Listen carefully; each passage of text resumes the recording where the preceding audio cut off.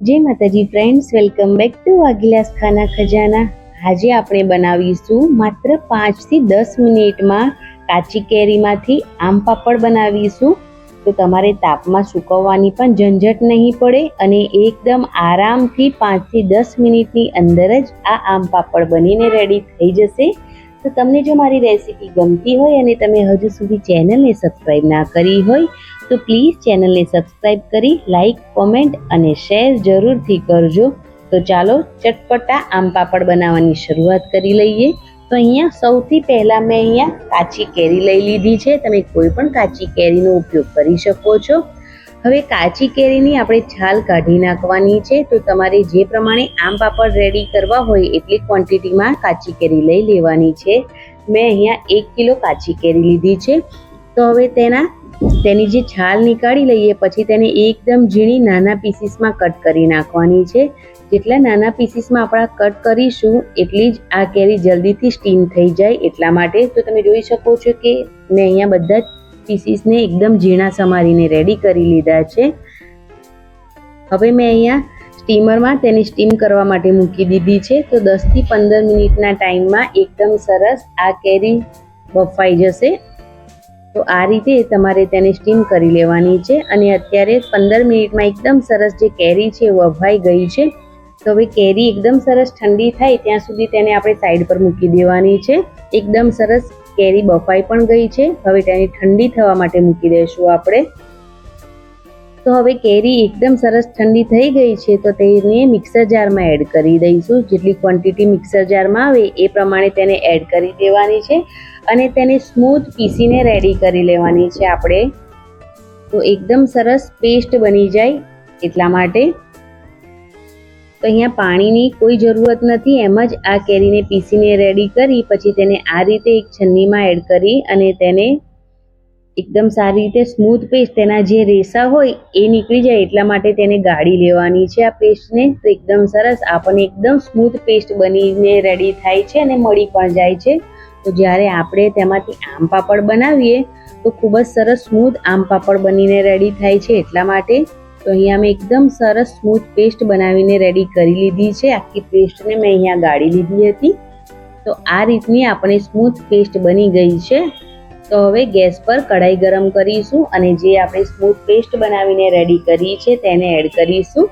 ગેસની જે ફ્લેમ છે અહીંયા મેં મીડિયમ જ રાખી છે અને મીડિયમ ગેસ પર જ આપણે આ જે પેસ્ટ છે તેને 1 થી 2 મિનિટ માટે કૂક કરીશું। તો જે આ આમ પાપડ છે વધારે ટાઈમ નથી લાગતો તેને બનાવવામાં, તમારે વધારે ટાઈમ કિચનમાં નહીં રહેવું પડે, આરામથી 5 થી 10 મિનિટની અંદર જ આ આમ પાપડ બનીને રેડી થઈ જાય છે। તો 1 થી 2 મિનિટ તેને કૂક કર્યા પછી તેની અંદર મેં અહીંયા 1 વાટકી જેટલી ખાંડ એડ કરી છે। તમે ખાંડનું પ્રમાણ થોડું વધારે ઓછું કરી શકો છો, પણ અહીંયા થોડી ખટાશ રહે એ પ્રમાણે ખાંડ એડ કરવાની।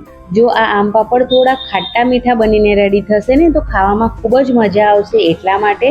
વધારે ગળ્યા બનાવશો તો ખાવામાં મજા નહીં આવે, એટલે ખાંડની જે ક્વોન્ટિટી છે એ થોડી ઓછી રાખવાની। તો અહીંયા ખાંડને એકદમ સારી રીતે હવે આપણે મેલ્ટ કરી લેવાની છે। સતત ચલાવતા રહીશું। ગેસની જે ફ્લેમ છે અહીંયા મીડિયમ જ રાખી છે અને મીડિયમ ગેસ પર જ આપણે આ પેસ્ટને કૂક કરવાની છે। તો અહીંયા મેં થોડું મીઠું એડ કરી દીધું છે। સ્વાદ પ્રમાણે થોડું મીઠું એડ કરવાનું અને તેને પણ મિક્સ કરી લેવાનું। તમે બ્લેક સોલ્ટ પણ અહીંયા એડ કરી શકો છો, મેં અહીંયા નોર્મલ મીઠું જ એડ કર્યું છે। તમે જો બ્લેક સોલ્ટ એડ કરશો તો તેનો ટેસ્ટ ખૂબ જ સરસ એવો વધારે આવશે।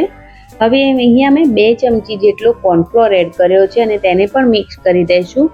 કોર્નફ્લોર એડ કરવાથી જે આ પેસ્ટ છે એ ખૂબ જ સરસ ગાઢી થઈ જશે એટલા માટે। હવે 1 થી 2 મિનિટ માટે જ આપણે આ કોર્નફ્લોરને મિક્સ કરીએ ત્યાં સુધી જ આપણે આ પેસ્ટને કૂક કરવાની છે। કોર્નફ્લોર જેવો જ આપણે આ પેસ્ટમાં એડ કરીશું, જે પેસ્ટ છે ખૂબ જ સરસ રીતે ગાઢી થઈ જશે અને આ જે પેસ્ટ છે એ ટ્રાન્સપરન્ટ થઈ જશે। ખૂબ જ સરસ એવો કલર પણ આવી જાય છે આ પેસ્ટમાં। તો અહીંયા તમે જોઈ શકો છો કે ટ્રાન્સપરન્ટ પેસ્ટ થઈ પણ ગઈ છે અને એકદમ ખૂબ જ સરસ, જ્યારે આપણે ચમ્મચની મદદથી નીચે પાડીએ તો આરામથી પડી જાય છે। હવે ગેસની જે ફ્લેમ છે તેને બંધ કરી દઈશું અને લાસ્ટમાં મેં અહીંયા થોડો રેડ ચીલી ફ્લેક્સ અને શેકેલા જીરાનો પાવડર એડ કર્યો છે। આ જે આમ પાપડ છે એ હું ખૂબ જ સરસ થોડા ચટપટા બનાવી રહી છું. તેમાં થોડી તીખાશ પણ આવે, મીઠાશ પણ આવે, ખટાશ પણ આવે એ રીતના, એટલે મેં એડ કર્યા છે. પણ તમે ખાટા મીઠા બનાવવા માંગતા હોય તો સ્કીપ પણ કરી શકો છો. હવે તેને પણ મિક્સ કરી હવે આ પેસ્ટને આપણે ઠંડુ થવા માટે મૂકીશું. તમારે આ જ રીતની પેસ્ટ બનાવીને રેડી કરવાની છે, એકદમ ટ્રાન્સપરન્ટ, અને તમે આમ ચમચની મદદથી નીચે પાડો તો આરામથી પડી જાય એ રીતની. હવે પેસ્ટ રેડી થઈ ગઈ છે. તો મેં અહીંયા 3 ફૂડ કલર એડ કર્યા છે, લાલ, લીલો અને પીળો. તમે એમ પણ આમ પાપડ બનાવી શકો છો. હું અહીંયા થોડા કલરફુલ આમ પાપડ બનાવી રહી છું, એટલા માટે મેં અહીંયા કલરનો ઉપયોગ કર્યો છે. તમે ફૂડ કલરનો ઉપયોગ કર્યા વગર પણ આમ પાપડ બનાવીને રેડી કરી શકો છો, અથવા તો તમને જે કલર પસંદ હોય એ કલર એડ કરીને પણ તમે આમ પાપડ બનાવી શકો છો. તો અહીંયા હું લાલ, લીલો અને પીળા કલરમાં આમ પાપડને બનાવી રહી છું, એટલા માટે. તો અહીંયા થોડી ક્વોન્ટિટીમાં 3 ભાગમાં મેં અહીંયા જે પેસ્ટ બનાવીને રેડી કરી છે તેને ડિવાઈડ કરી દીધી છે, અને તેમાં કલર એડ કરી તેને મિક્સ કરી લેવાના છે. તો અહીંયા મેં લાલ કલર એકદમ સારી રીતે મિક્સ કરી દીધો છે. પછી મેં અહીંયા પીળા કલરને પણ એકદમ સારી રીતે મિક્સ કરી દીધો છે. એ જ રીતથી મેં અહીંયા લીલા કલરને પણ એકદમ સારી રીતે મિક્સ કરી દીધો છે. થોડા કલરફુલ પાપડ બનાવીએ તો બાળકોને ખૂબ જ મજા આવે, થોડા કલરફુલ પાપડ હોય, એટલા માટે મેં અહીંયા કલર એડ કર્યો છે. પણ કલર ટોટલી ઓપ્શનલ છે, તમે સ્કીપ પણ કરી શકો છો. તો એકદમ સરસ રીતે મેં અહીંયા કલર મિક્સ કરી લીધા છે. હવે જેમાં આપણે આમ પાપડ બનાવવાના છે તે થાળીમાં તેલ અથવા તો ઘીથી એકદમ સરસ થાળીને પહેલાં તો ગ્રીસ કરી લેવાની, જેથી જ્યારે આમ પાપડ સુકાઈને રેડી થાય ને અને આપણે આ થાળીમાંથી તેને રિમૂવ કરીએ તો આરામથી રિમૂવ થઈ જાય. એટલે થાળીને પહેલાં તેલ અથવા તો ઘીથી એકદમ સારી રીતે ગ્રીસ કરવી ખૂબ જ જરૂરી છે. હવે જે પેસ્ટ રેડી કરી છે તેને એડ કરી દઈશું અને તેને એકદમ સરસ થાળીમાં ફેલાવી દઈશું.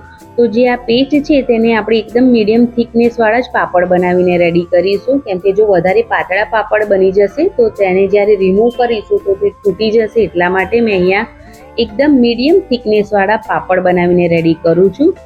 તો 3 જે થાળી છે તેને તેલ અથવા ઘીથી ગ્રીસ કરી અને જે 3 કલરમાં આપણે પાપડ બનાવ્યા છે તેને એડ કરી અને ફેલાવી દેવાના છે. પાપડ એકદમ વધારે પાતળા ના બનાવી દેતા, નહીં તો એ પાપડ તૂટી જશે અને થોડું ખાવામાં પણ મજા નહીં આવે. થોડી મીડિયમ થિકનેસવાળા જ પાપડ બનાવીને રેડી કરશો. હવે તેને મેં આખી રાત માટે પંખા નીચે રાખ્યા હતા. તાપમાં સૂકવવાની બિલકુલ જરૂરત નથી. આખી રાત માટે તમે પંખા નીચે સૂકવશો તો આરામથી જે પાપડ છે એકદમ સારી રીતે સુકાઈને રેડી થઈ જાય છે. પંખા નીચે જ મેં અહીંયા આખી રાત માટે આ પાપડને સૂકવી લીધા હતા અને તમે જોઈ શકો છો કે પાપડ એકદમ સરસ સુકાઈને રેડી થઈ ગયા છે.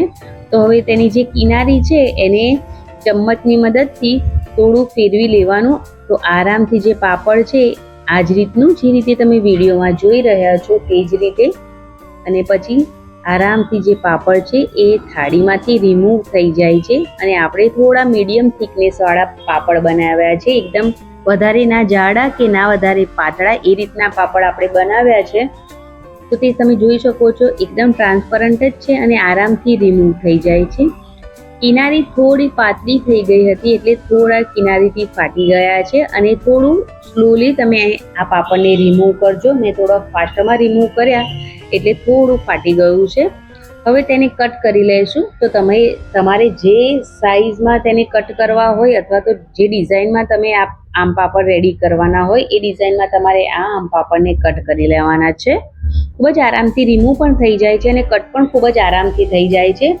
હવે તેને ગોળ ગોળ શેપ આપી દઈશું. તો આ રીતથી તમે જોઈ શકો છો કે ચોટતા પણ નથી અને ખૂબ જ સરસ એવો કલર અને એકદમ ચટપટા આમ પાપડ આપણા બનીને રેડી થઈ ગયા છે.